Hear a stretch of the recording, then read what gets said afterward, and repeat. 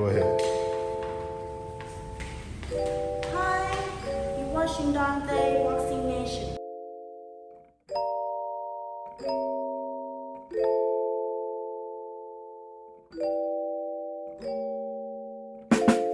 Of winning this contest and again.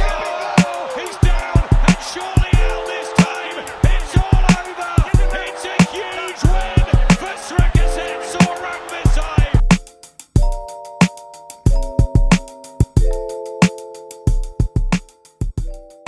Dante's Boxing Nation, what's going on, guys?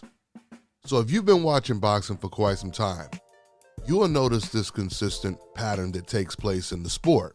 Whenever old media takes a liking to a particular fighter, and that usually means the fighter that they believe has the complexion for the protection, they usually rush him to the front of the line, even if he was all the way in the back of the line.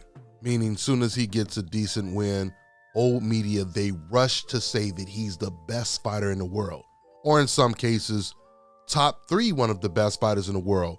And usually as soon as they give these fighters this promotion, that's when they lose. It's the old media pound for pound curse. If you're a gambling man, if you really like to bet on fights, old media can make you a lot of money.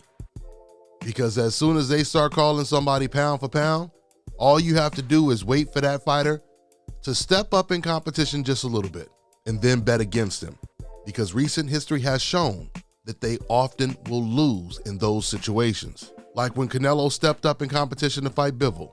Like when Roman Gonzalez, he stepped up by moving up to a higher weight class, because before, just like Canelo Alvarez, Roman was fighting against a lot of guys that was outboxing him, but he had his size and his power to bail him out of trouble.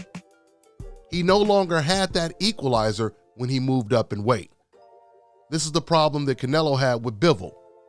Bivol was already way more skilled than Canelo Alvarez, but he could withstand Canelo's power, and I won't even say he could withstand it. His defense was so impeccable, he didn't really get hit with too many punches, which also would deter a power puncher like Canelo Alvarez. You see, because of old media's anti-black agenda, they have unknowingly put a hex on these fighters. They have put a curse on all of these fighters to lose once they started to call them pound for pound the best in the world. You see, what old media and these racist fans, what they don't understand is while you are praising a fighter like Canelo, like Golovkin, like Lomachenko, or whoever it is, you're actually putting a bigger target on his back. You're putting more pressure on that fighter to win. Not only just win, but prove that he's the best fighter in the world, pound for pound, better than everyone. And that's kind of hard to do that when you were never the best fighter in the world in the first place. It's like dressing someone up as a doctor and then expecting him to be the best doctor when he's never even practiced as a doctor before. You see, you didn't care that he wasn't a doctor, but you felt he had that look. He had the right look. Well, in boxing, you can't just have the look that old media wants. You have to be able to deliver. You got to do those operations yourself, and you got to be successful. In other words, you got to go in that ring and you have to show that you're the best fighter in the world against the best competition. And these fighters failed to do it. Now, it can be argued that Gennady Golovkin, he won either both or one of the fights against Canelo Alvarez, but the problem is Golovkin had been chasing a guy at a smaller weight class, Canelo Alvarez, for years, but he never went after the pound for pound best fighter at the time, Andre Ward. And soon as Gennady Golovkin gets the fight that he's been chasing for years and years and years, he struggles against Canelo. Regardless if we want to say he won, he struggled against a guy that Floyd Mayweather beat easy with a massive size disadvantage and was way older than Canelo Alvarez. Guys, could you imagine if Floyd Mayweather was the exact same size as Gennady Golovkin when he fought Canelo? Meaning he didn't already move up 5 weight classes. Middleweight was his natural weight, and he had the type of power that Golovkin had. Can you imagine what Floyd would have did to Canelo Alvarez? He would have stopped him. Regardless if you feel Golovkin beat Canelo or not, he had all of these attributes Floyd Mayweather didn't have, and he struggled in both fights. And then you had the Lomachenko situation. Did you guys know even before Lomachenko beat the much smaller Guillermo Rigondeaux, did you guys know that old media, they were already rating him as pound for pound number one?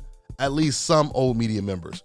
They were rating him as pound for pound number one over Andre Ward. And this was after Andre Ward stopped Kovalev in the rematch. Vasyl Lomachenko, a man that never avenged his very first loss against Orlando Salido, and will later on not be able to avenge his second loss against Teofimo Lopez. And as soon as they start calling Lomachenko pound for pound the best fighter in the world, and it gets almost universal, at least when it comes to old media, that's when the curse hits him and he loses. Meanwhile, you have fighters that really are supposed to be considered pound for pound the best fighter in the world, like Terence Crawford. It's rather ironic when you think about the fact that while all of these fighters have come and go, Roman Gonzalez, Golovkin, Canelo Alvarez, Vasyl Lomachenko, Terence Crawford was there before some of these boxers, and he's still showing that he's pound for pound the best fighter in the world today.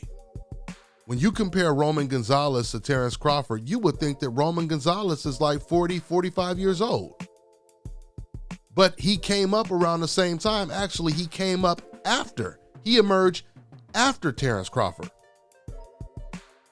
But it seems like he's so old because of him getting beat up, getting knocked out, and yet Terence Crawford is still undefeated, still taking on the best competition, still proving that he is the best fighter in the world.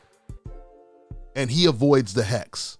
Crawford has avoided the curse because the curse was never coming after him, because he was the fighter that deserved to be on top.